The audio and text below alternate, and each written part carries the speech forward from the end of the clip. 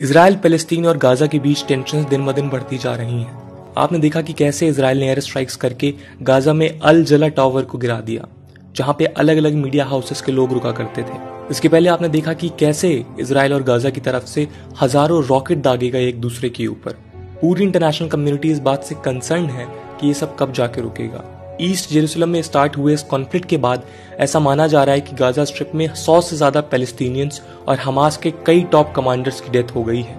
अल Aqsa mosque में हुए clashes के बाद ही हमास ने गाजा स्ट्रिप से इजराइल पर रॉकेट्स दागने शुरू किए थे। दोस्तों, इस वीडियो में हम बात करने जा रहे हैं हमास के बारे में और जानेंगे कि इस ऑर्गेनाइजेशन का इतिहास क्या रहा है जिसने इजराइल जैसी न्यूक्लियर पावर को परेशान कर रखा है। हम ये भी जानेंगे कि एक ऐसी ऑर्गेनाइजेशन जिसे ज्यादातर वेस्टर्न गवर्नमेंट्स और यूरोपियन यूनियन ने as a terrorist group classify कर रखा है, उसके पास फंडिंग और मिलिट्री इक्विपमेंट कहां से आते हैं और कैसे दुनिया की पावर्स ने इस फंडिंग और सपोर्ट को कम करने की कोशिश करी है। दोस्तों,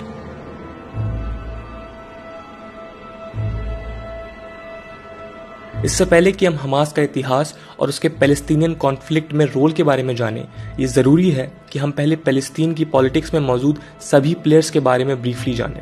सबसे पहला और इम्पॉर्टेंट प्लेयर जो पैलेस्टीन की पॉलिटिक्स को कंट्रोल करता है वो है PLO, पैलेस्टीन लिबरेशन ऑर्गेनाइजेशन, जिसका जन्म 1964 में हुआ था। PLO एक मल्टी पार्टी ऑर्गेनाइजेशन है जो यहाँ के छोटे बड़े सभी ऑर्गेनाइजेशंस को रिप्रेजेंट करती है। PLO में सबसे ज्यादा और एटलीस्ट 2005 तक सबसे ज्यादा पावरफुल रही पार्टी का नाम है फतह फैक्शन, जिसके लीडर ही जनरली PLO का चेयरमैन भी होता है। फतह फैक्शन का सबसे इंपॉर्टेंट लीडर यसीर अराफत था, जिसकी 2004 में डेथ के बाद महमूद अब्बास ने इसकी लीडरशिप संभाली। महमूद अब्बास एक मॉडरेट लीडर है और प्रेजेंटली वो पैलेस्टीनियन नेशनल अथॉरिटी या पैलेस्टीनियन अथॉरिटी के हेड हैं, जो 1994 के ओस्लो अकॉर्ड के बाद क्रिएट की गई थी। पैलेस्टीनियन अथॉरिटी ही पैलेस्टीन की इंटरिम गवर्नमेंट भी मानी जाती है। 2007 में हुए गाजा कॉन्फ्लिक्ट या पैलेस्टीनियन सिविल वॉर के बाद से पैलेस्टीन अथॉरिटी का कंट्रोल अब सिर्फ वेस्ट बैंक में है और गाजा स्ट्रिप का कंट्रोल हमास के पास। इन पार्टीज के अलावा कई और रेडिकल और मॉडरेट फैक्शंस पैलेस्टीन में एग्जिस्ट करते हैं, जैसे कि popular front for the liberation of Palestine PFLP, democratic front of the liberation of Palestine DFLP और अरब लिबरेशन फ्रंट ALF एक्सेट्रा। इसके अलावा पैलेस्टीन के रेबल ग्रुप्स को कई आउटसाइड फोर्सेस का सपोर्ट भी है, जिनमें ईरान, सीरिया, लेबनान, सऊदी जैसे कंट्रीज इंपॉर्टेंट हैं, जिन पर इजराइल समय समय पर मिलिटेंट्स को सपोर्ट करने का आरोप लगाता है।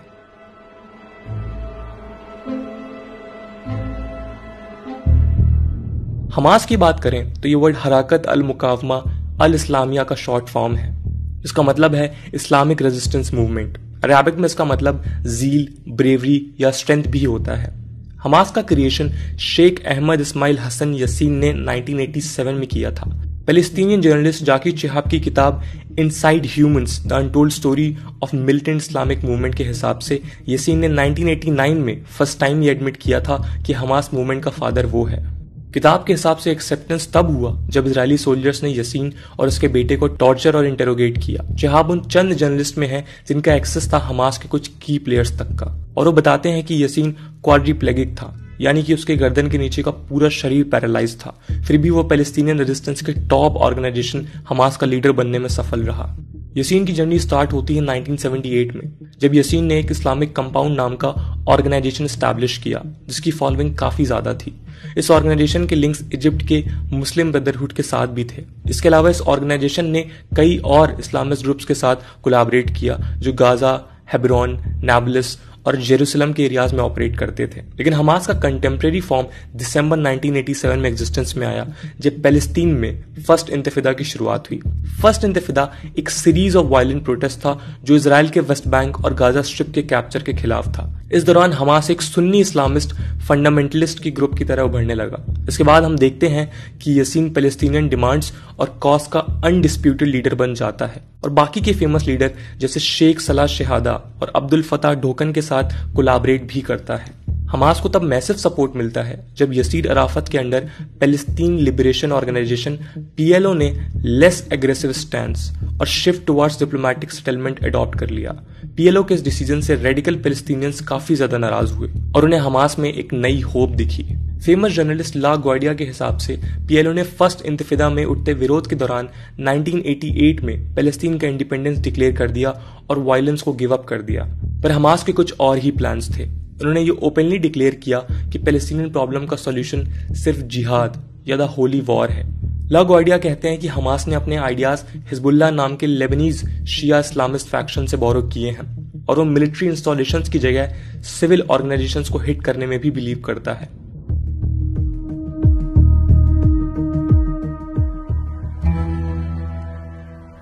हमास की फंडिंग की बात करें तो महमूद अब्बास कहते हैं कि उसको सबसे ज्यादा फाइनेंशियल और मिलिट्री सपोर्ट ईरान की तरफ से आता है।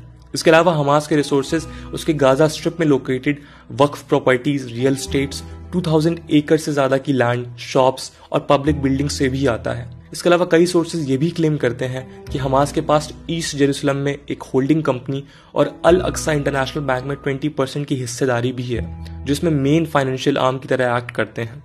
कहते हैं कि 2011 के बाद हमास का बजट रफली $70 मिलियन था, जिसमें 85% से ज्यादा का कंट्रीब्यूशन फॉरेन से था। इसमें Jordan, Qatar, Kuwait, Saudi Arabia, Britain, Germany, US, UAE और इटली जैसे देशों में लोकेटेड कई डोनर कंपनीज का रोल भी माना जाता है। इन डोनर बॉडीज का खुलासा 2004 में मिले एक सीक्रेट पेपर में हुआ था।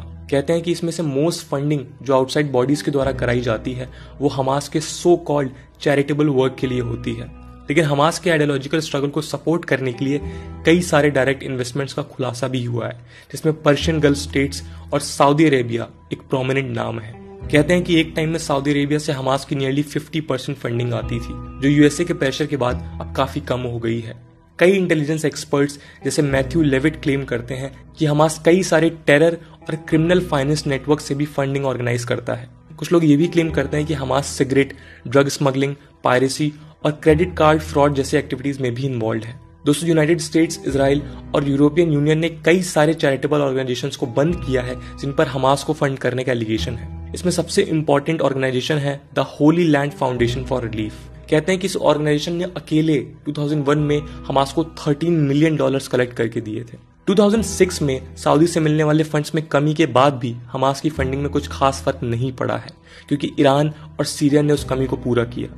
बाकी देशों से अलग ईरान डायरेक्टली हमास को फंड करना प्रेफर करता है और बताया जाता है कि most financing Lebanese terror organisation Hezbollah के थ्रू होती है। कई स्कॉलर्स ये भी दावा करते हैं कि 2006 के बाद सऊदी की फंडिंग का कम होना और ईरान की फंडिंग का बढ़ना सऊदी ईरान कॉन्फ्लिक्ट का आउटकम भी है। ईरान से आ रही फंडिंग को रोकने के लिए यूएस ने ईरान के सदरत बैंक में सैंक्शंस भी इम्पोज किए हैं, जो इस फंडिंग में मेन प्लेयर था। हमास को ईरान का सपोर्ट दो और पॉलिटिकल इवेंट्स की वजह से कम हो गया। पहला था हमास का सीरियन क्राइसिस में असद को अपोज करना और बाद में 2015 में यमन क्राइसिस में ईरान का क्रिटिसिज्म। यूएस ने यह भी एलिज किया है कि हमास की फंडिंग लैटिन अमेरिका में लोकेटेड अरब डिसेंट के पैलेस्टीनियन और लेबनीन सिंपथाइजर से भी आती है, जहां पर लोकेटेड फोर्स-द-लुगाको ट्रेडिशनली ड्रग ट्रैफिकिंग और आर्म्स ट्रेडिंग के लिए बदनाम है। 2009 में यूएस के ईरान पर सैंक्शंस के बाद हमास की फंडिंग डिफिकल्ट हो गई है और हमास इंडिविजुअल रिलीजियस डोनेशंस पर रिलाई करने लगा है, जो वेस्ट बैंक, कतर और सऊदी अरेबिया से आती है। इसके अलावा 2017 में पैलेस्टीनियन अथॉरिटी जो वेस्ट बैंक से रूल कर रही थी, उसने भी गाजा स्ट्रिप में फ्लो होने वाले पैसे पर सैंक्शंस लगा दिए, लेकिन इसके साइड इफेक्ट्स गाजा स्ट्रिप के सिविलियंस पर पड़े और बाद में इजरायली गवर्नमेंट ने कतर से आने वाली ह्यूमैनिटेरियन एड को अलाउ कर दिया और ये क्लेम किया कि जब पैसा ऑफिशियल चैनल से जाएगा तो ये स्क्रूटनी होगी कि पैसा मिलिटेंसी नहीं बल्कि ह्यूमैनिटेरियन एड में ही यूज हो। बेंजामिन नेतन्याहू ने क्लेम किया कि कतर से आने वाले पैसे का यूज सही जगह हो, इसका प्रॉपर सुपरविजन इजरायली अथॉरिटीज कर रही हैं। तो दोस्तों, ये था हमास की हिस्ट्री और उसकी फाइनेंसिंग के रिसोर्सेज की इन्फॉर्मेशन। अब बात करते हैं यसीन की डेथ के बाद हुए हमास में चेंजेस की और जानते हैं हमास के पोटेंशियल थ्रेट की। –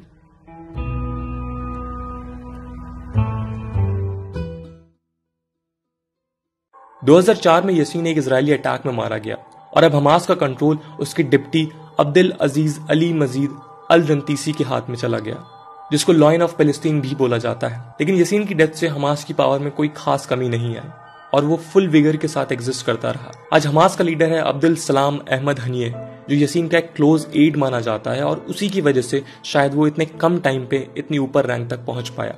कुछ इजराइल पैलेस्टीन इशू के एक्सपर्ट्स को ये डर है कि शायद हमास अब थर्ड इंतिफादा की शुरुआत करने वाला है, जो पूरे वेस्ट एशिया और वर्ल्ड को हिला के रख देगा। हालांकि अगर हम सिचुएशन को थोड़ा डीपली एनालाइज करें तो थर्ड इंतिफादा का स्टार्ट होना थोड़ा मुश्किल है। इसका पहला रीजन है पैलेस्तीन में यूनिफाइंग फोर्स का ना होना, जो पीएलओ के यसीर अराफत के दौर में पैलेस्तीन में एग्जिस्ट करता था।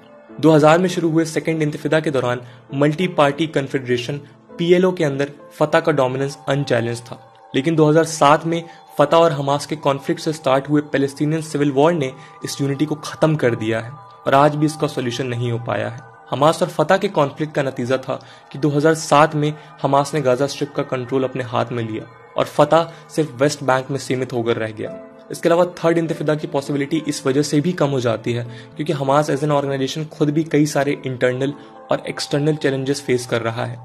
वैसे बाहर से देखने में तो ये लगता है कि 2007 से रिपीटेड इंटरनेशनल प्रेशर और अटैक्स फेस करने के बाद भी हमास ने गाजा में अपना कंट्रोल मेंटेन किया है, लेकिन अंदर की बात यह है कि हमास इस इंटरनेशनल आइसोलेशन की वजह से आज इकोनॉमिकली काफी कमजोर हो गया है और उसकी फंडिंग और मिलिट्री इक्विपमेंट्स के एक्सेस को काफी नुकसान पहुंचा है। इस आइसोलेशन की वजह से हमास गाजा के सिटीजन्स के वेलफेयर और उनकी कंडीशंस को इम्प्रूव करने में भी असफल रहा है, जिसकी वजह से पब्लिक ओपिनियन में उसकी इमेज एक इफेक्टिव लीडर की तरह अब नहीं रही है। इजरायली एक्सपर्ट प्रोफेसर डैनियल बाइमन कहते हैं कि भले ही हमास रॉकेट लॉन्चेस को कंटिन्यू रख पाए, लेकिन यूएसए और इजिप्ट जैसी पावर्स इस सिचुएशन को डिफ्यूज करने में सफल हो जाएंगी। अब सवाल ये बनता है कि इस कॉन्फ्लिक्ट का और हमास का फ्यूचर क्या होगा। तो इस सवाल का जवाब तो आने वाला समय ही दे पाएगा, लेकिन इजराइल के पुराने एफर्ट्स को देखकर यह अंदाजा लगाया जा सकता है कि उसके लिए हमास का डिस्ट्रक्शन काफी कठिन रहा है।